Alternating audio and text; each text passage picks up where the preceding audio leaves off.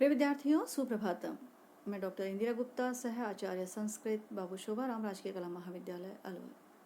विद्यार्थियों, संस्कृत छंद की श्रृंखला के अंतिम भाग 5 में आज हम जिन छंदों का अध्ययन करेंगे वे हैं शिखरिणी और मालिनी।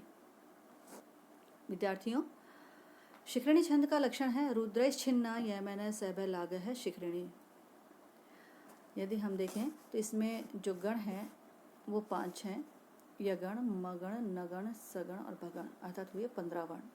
ये 15 वर्ण और उसके बाद में हम देखेंगे लघु और गुरु, तो 2 वर्ण ये हुए, कुल मिलाकर 17। इस प्रकार से 17 वर्ण का जो यह छंद होता है, इसमें जो 6 और 11 पर यति होती है, रुद्र लिखा हुआ है, अर्थात 6 और 11 पर यति हुई, रुद्र होते हैं 11। यगण, मगण, नगण, सगण और भगण, जब हम इनों के इस लक्षण को जब हम उदाहरण पर घटित करेंगे तो हम उदाहरण पहले देखते हैं। यदालोके सूक्ष्मं रजति सहसा तद विपुलताम यद अर्धेन विच्छिन्नं भवति कृतसंधानमेव तत् प्रकृत्या यद वक्रम तदपि समरेखम नयनयो न मे दूरे किंचित क्षणमपि न पाशर्वे रथ जवात। शाकुंतलम से लिया हुआ उदाहरण है।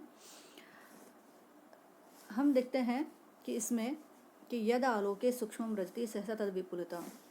यद आलोके यह लघु, द में जो दीर्घ स्वर है अतः गुरु, ल में ओ की मात्रा है अतः यह भी दीर्घ स्वर हुआ, क में ए की मात्रा है अतः यह भी दीर्घ स्वर हुआ, सूक्ष्म में स में ऊ है वह दीर्घ स्वर है, लेकिन साथ में क्षय जो है इसमें संयुक्त है अतः यह गुरु हुआ, में अनुस्वार संयुक्त है अतः यह भी गुरु हुआ।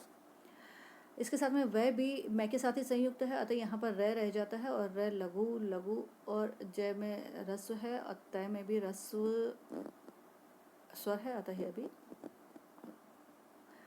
हुआ लघु। सहसा में हम देखेंगे स और है में रस्व है और सा जो आ है वह गुरु स्वर है। तद में द संयुक्त है तय में अतः यह गुरु हुआ। विपुलता, तो वह में जो रस स्वर है अतः लघु, यह रस्व और पै में रस्व स्वर है तो यहाँ पर भी लघु, और लय में रस स्वर है तो लघु, और ता में स्वर भी दीर्घ है और अनुस्वार भी अतः गुरु। अब इनों की हम जब गण बनाएं तो हम देखेंगे कि यगण, मगण, नगण, सगण और भगण, ये जो 5 गण हैं, तो यहाँ पर यह माता, यगण का मतलब है यह माता, तो यहाँ पर देखेंगे यह माता। जब हम इसके लक्षण को निर्धारित करने वाले जब सूत्र पर जाते हैं तो हम यहाँ पर देखेंगे यह माता राजभान सलगा।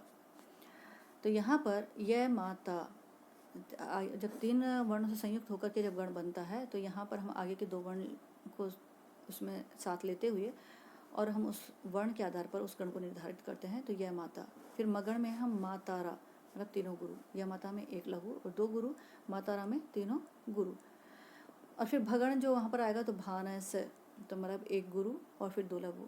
नगण आएगा तो न सैल है और यहाँ पर तीनों लघु आएंगे। तो यहाँ पर हम देखते हैं कि यमन, यगण तो यह मातारा, फिर ये जो है मगण तो मातारा, माफ़ कीजिएगा, यगण में यह मातारा और इसमें मातारा, यह माता और फिर मातारा, फिर यहाँ पर नगण में न सैल है और फिर जो सगण है सैलगा, और उसके बाद में फिर जो भगण है तो भान है से, और फिर 1 लघु और 1 गुरु। इस प्रकार से जो लक्षण इस पर पूर्णतः घटित होता है।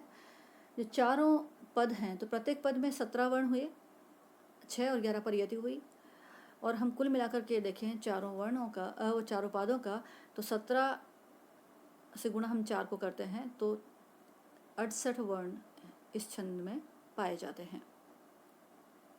और वापस हम इसका लक्षण करें तो इसमें 5 जो है गण होते हैं, यगण, मगण, नगण, सगण, भगण, और फिर लघु और गुरु, ये 2 मात्राएं अलग से बाद में होती हैं। इस कुल मिलाकर 17 वर्ण प्रत्येक पाद में होते हैं, 68 वर्ण पूरे पद्य में होते हैं, और इस प्रकार से यह शिखरिणी छंद यहाँ पर घटित होता है।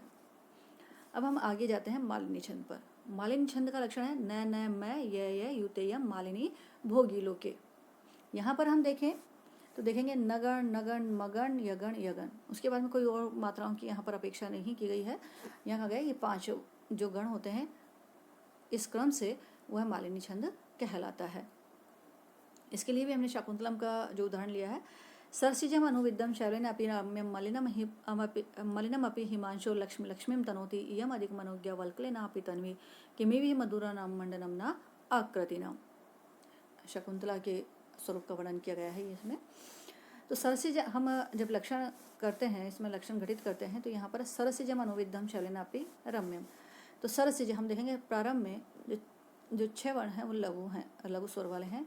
स र सी से में जो स्वर है ये इसमें ई का स्वर रस्व है। ज म और न में भी रस्व स्वर है। फिर वी में ध संयुक्त है और साथ में द में जो है अनुसार संयुक्त है, अतः ये गुरु गुरु हुआ। शैवलेनापि रम्यम, श में ऐ की मात्रा है अतः यह गुरु हुआ। वह में रस स्वर है, ल में एक का स्वर है और ना में तो यह गुरु हुआ। न में आ दीर्घ स्वर है अतः यह गुरु हुआ और पै में जो है छोटी की मात्रा है अतः यह भी लघु स्वर हुआ। र में मैं संयुक्त है और यह में अनुस्वार संयुक्त है। हम इनों की गणना करें तो हम देखेंगे कि जो 5 ये हुए हैं गण, तो 5 से 15, क्योंकि 3 वर्णों को लेकर के एक गण बनता है। जो नाम है उसके उस शब्द उस वर्ण को लेते हुए उस आगे के 2 वर्णों को उसमें संयुक्त करते 3 वर्णों का एक गण बनता है। तो हम देखेंगे नगण जो बनता है नैसल है। जब हमने यह माता राजभंस सलगम सूत्र पढ़ा तो उसके साथ में जब हम उसको याद करते तो नैसल है नैसल आता है। तो नैसल है और नैसल है और नगण नगण ये बन गया नैसल है। तीनों रस्व मात्राएं, यहाँ पर भी तीनों रस्व मात्राएं। फिर मैं है तो मातारा, यह माता राजभंस सलगा जब पढ़ते तो मातारा। तो ये तीनों गुरु स्वर। फिर हमने देखा कि यगण, यह मातारा, यह माता, तो यह माता और यहाँ पर भी यह माता। इस प्रकार से ये लक्षण इसमें पूर्णतः घटित होता है। प्रत्येक पाद में 15 वर्ण अर्थात चारों पादों में 60 वर्ण इसमें होते हैं।